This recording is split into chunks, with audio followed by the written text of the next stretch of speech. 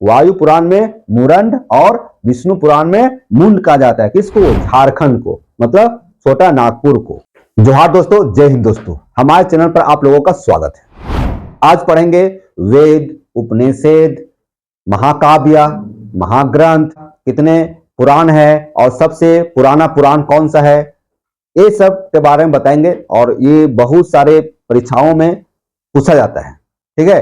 बहुत सारे important question है और आपसे हम रिक्वेस्ट करना चाहते हैं कि हमारे चैनल को सब्सक्राइब कीजिए और इस वीडियो को लाइक कीजिए। चलिए आइए देखिए, कुल कितने वेद हैं, हमारे वेदों की संख्या कितनी है, तो जवाब आएगा 4।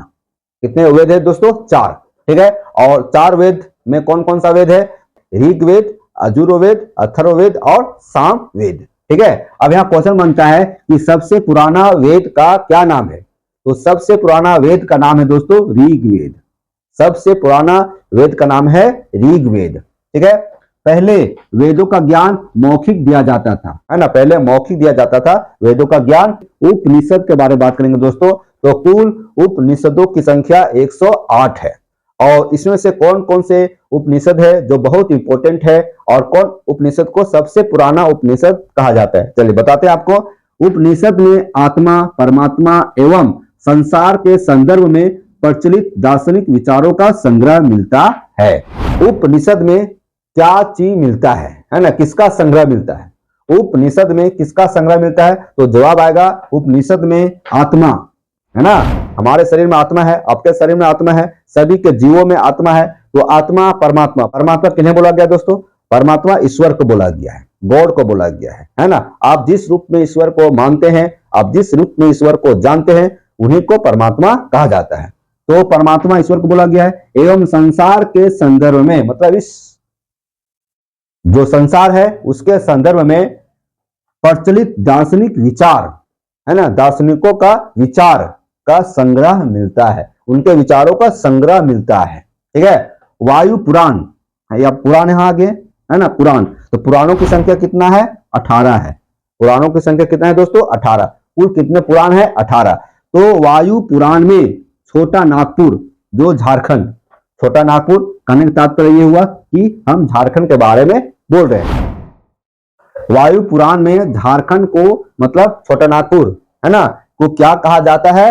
तो कहा जाता है मुरंड कहा जाता है। वायु पुराण में छोटा नागपुर मतलब झारखंड को क्या कहा जाता है? मुरंड, ठीक है। वहीं विष्णु पुराण में झारखंड को, मतलब छोटा नागपुर को क्या कहा जाता है? तो मुंड कहा जाता है, ठीक है। वायु पुराण में मुरंड और विष्णु पुराण में मुंड कहा जाता है। किसको? झारखंड को, मतलब छोटा नागपुर को। और अभी बताया आपको पुराणों की संख्या कितनी है? 18 है। कुल कितने पुराण है? 18। इसमें से कुछ इंपॉर्टेंट पुराण का नाम बताते हैं आपको। जैसे हो गया विष्णु पुराण, मत्स्य पुराण, वायु पुराण तथा भागवत पुराण। ये सर्वाधिक इंपॉर्टेंट है, सर्वाधिक महत्वपूर्ण है। कौन कौन? विष्णु पुराण, मत्स्य पुराण, वायु पुराण और भागवत पुराण बहुत इंपॉर्टेंट है, ठीक है। 18 पुराणों में से कौन सा पुराण सबसे पुराना है? तो जवाब आएगा कि 18 पुराणों में से मत्स्य पुराण सबसे पुराना है, मतलब ओल्ड है, ठीक है। जैसे ऋग्वेद क्या है? सबसे पुराना वेद है, उसी तरह से 18 पुराणों में मत्स्य पुराण सबसे पुराना पुराण है, ठीक है। अब आइए देखिए महाकाव्य के बारे में बताते हैं। महाकाव्य 2 है, एक महाभारत और एक रामायण, ठीक है। महाभारत, रामायण, महाभारत और रामायण। रामायण को जान रहे हैं, जो श्री राम से संबंध रखता है, और महाभारत कृष्ण से संबंध रखता है, ठीक है। इसके अलावा बहुत है, जैसे कौरव है, पांडव है ना। उसी तरह से रामायण में क्या है? राम की लीला का वर्णन है और राम और रावण का युद्ध का वर्णन है। इस तरह से रामायण और महाभारत 2 महाकाव्य है। तो रामायण और महाभारत 2 प्राचीन महाकाव्य है। क्या कहलाएगा? प्राचीन महाकाव्य है। तो रामायण की रचना किसने किया? तो दोस्तों रामायण की रचना वाल्मीकि के द्वारा किया गया। किसने किया दोस्तों? वाल्मीकि के द्वारा किया गया। और वाल्मीकि, महर्षि वाल्मीकि ने रामायण की जो रचना की है वह किस भाषा में किया गया? संस्कृत में। किस भाषा में दोस्तों? संस्कृत में, ठीक है। और जो हम हिंदी में जो रामायण पढ़ते हैं वह रामायण तुलसीदास के द्वारा लिखा गया है। गोस्वामी तुलसीदास के द्वारा रचित रामायण हिंदी में हम पढ़ते हैं। और जो पहले का जो रामायण था, प्राचीन रामायण जो लिखा गया था, महर्षि वाल्मीकि के द्वारा लिखा गया संस्कृत भाषा में। किस भाषा में? किस भाषा में दोस्तों? संस्कृत भाषा में। ठीक है।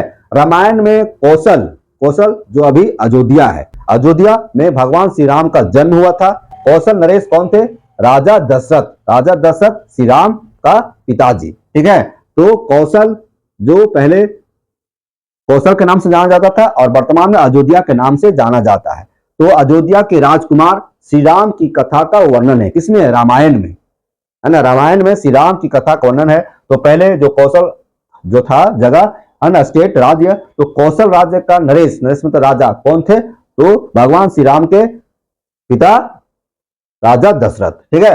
अब देखिए यहाँ आइए महाभारत कौन जानते हैं? महाभारत की रचना किसने किया? तो दोस्तों महाभारत की रचना वेद व्यास ने किया।